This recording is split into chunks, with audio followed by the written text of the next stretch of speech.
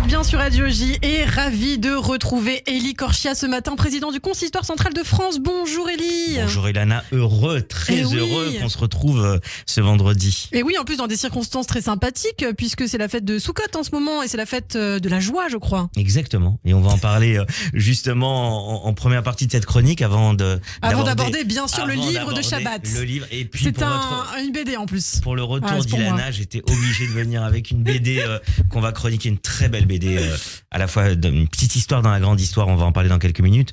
Mais effectivement, on est à Soukhot et le thème de cette émission qu'on a choisi ce matin, c'est Soukhot avec notre jeunesse.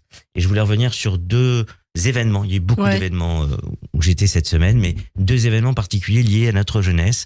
Le premier, c'était mardi dernier, un événement qui s'appelle Soukhah Day. Ouais. Et ce Soukhah Day, c'est organisé par deux associations que j'aime beaucoup. Leftov, qui vient en aide à des enfants, mais aussi à des familles, à des femmes parfois en situation de détresse. Ouais.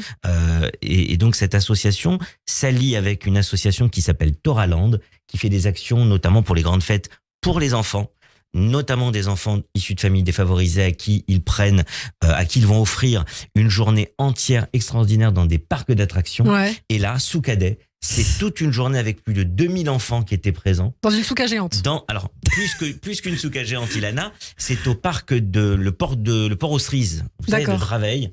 Il faut y aller. Maintenant, avec la petite, commencer à préparer déjà les futurs déplacements au parc, à l'île de loisirs du port aux Cerises. C'est un immense parc d'attractions. Ils font des soukottes immenses à l'intérieur. Les enfants font des jeux durant toute la journée. Et donc, on a 2000 enfants qui viennent avec des moniteurs, avec des encadrants, avec des responsables scolaires. Et donc, puisque c'est la période de vacances pour ces écoles privées. Et donc, c'est une magnifique journée. J'y étais avec le Grand Ramas de Paris, beaucoup d'organisateurs. Et je voulais surtout féliciter deux cousins qui sont à la tête de ces deux associations, Mendy Attal et Yona Attal, qui ont fait une journée fantastique quand on voit le sourire. La joie de ces enfants. Ah oui, combiner la mitzvah et le plaisir. À la fois la mitzvah, la fête de Soukhot, des actions magnifiques. Et puis la deuxième, après les petits, là on était entre des enfants de 4-5 ans jusqu'à une quinzaine d'années.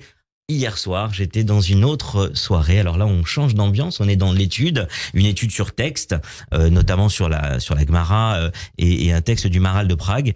Avec les étudiants juifs de France, j'étais avec l'UEJF, mon ami Samuel Lejoyeux, président de l'UEJF, et puis son comité avec les filles et les garçons qui l'entourent à l'UEJF. Nous étions au siège de l'UEJF pour une veillée qui est devenue une veillée traditionnelle de l'UEJF avec le Rav Gérard Zizek de la Yeshiva des étudiants.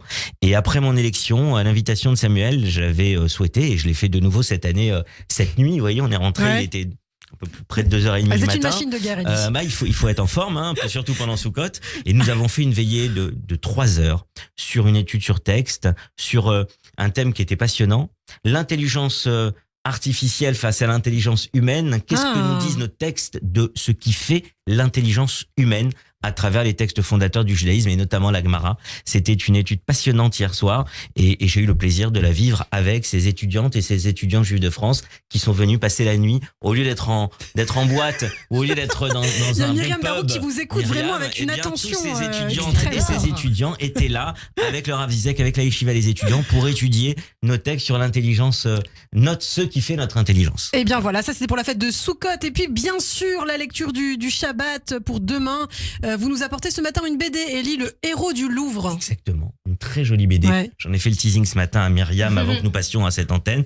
C'est une très belle BD. Élie Chouraqui, qu'on connaît à travers ses films, à travers la comédie musicale évidemment, Les 10 commandements. Élie Chouraqui qui nous livre une BD où il est au scénario, qui rend hommage à son grand-père, qu'on appelait Babi Maklouf. Babi, c'est un peu un surnom. Maklouf, c'était son prénom. Benamou de son nom. Et en fait, c'est un hommage magnifique à son grand-père avec Laetitia de Bidry, une Italienne dont c'est la première BD avec un très joli dessin. Je vous fais le pitch rapidement. Je pense que ça va donner envie à beaucoup de personnes de lire cette bande dessinée consacrée à la période de la Seconde Guerre mondiale. Le grand-père d'Élie Chouraqui vient d'Algérie, Oran, terre de mes ancêtres aussi, alors ça m'a fait plaisir de retrouver ça. Et il vient au milieu, plutôt vers la fin des années 30, en France, en métropole, puisqu'ils étaient déjà français, avec sa femme et ses 5 enfants, dont évidemment donc celle qui sera la maman d'Élie Chouraqui. Et après les petits boulots, pour faire court, il trouve un poste qui pour lui est un poste magnifique, gardien de nuit au musée du Louvre. Parmi tous ces monuments extraordinaires culturels qui font son admiration. Et il travaille donc au musée. Et puis, nous arrivons en juin 40, la France est envahie, les nazis commencent à arriver sur Paris, et le conservateur du musée du Louvre décide de prendre 7 camions et d'organiser la fuite vers le sud de la France pour les protéger de près de 500 œuvres majeures du musée du Louvre. Oui.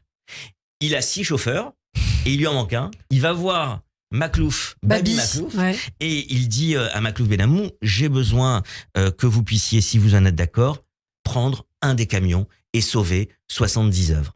Et Babi Maklouf va accepter à une condition, aller avec sa femme et ses enfants dans le camion et partir vers le sud. C'est ce que raconte cette BD. Ce sera une trilogie. C'est le premier tome qui vient de sortir. La Joconde et le sourire. La Joconde et le sourire, c'est le nom de code de cette opération visant à sauver des œuvres, et une opération qui va évidemment ne nous en dites pas trop, de sauver aussi une famille. On va découvrir cette BD, Le Héros du Louvre. Merci beaucoup. Chez Glénat. Chez Glénat, absolument, qui dit toujours des très très belles BD. Merci beaucoup Élie Corchia d'avoir été avec nous. On se retrouve la semaine prochaine sur Radio J avec très grand plaisir, et dans quelques instants également Myriam Barouk sera avec nous dès 7h40. On va rigoler avec Myriam. On en a bien besoin ce matin sur Radio J. Le 6-9